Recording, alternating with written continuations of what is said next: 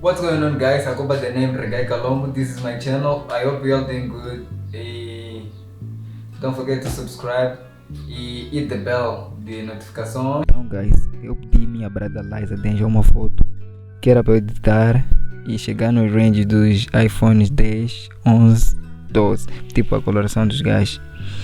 Então, a propósito, esse é o Instagram dela, vamos lá seguir e let's go.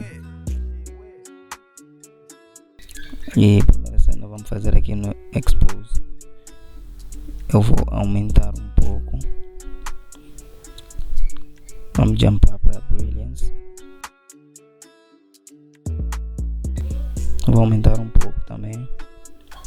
Those tá nice. Highlight vou diminuir. Shadows vou aumentar um pouco.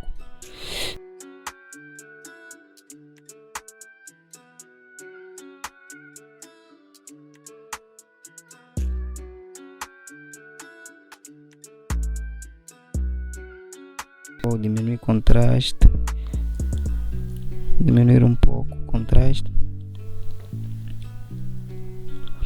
Vou basar para brightness vou diminuir um pouco.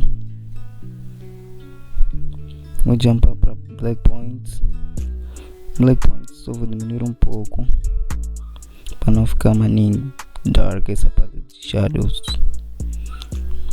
Saturation vou aumentar um pouco, que é para o gajo ficar meio assim alaranjado, né? Vibrance vou aumentar também um pouco, se está nice. Warmth vou aumentar também um pouquinho. Tint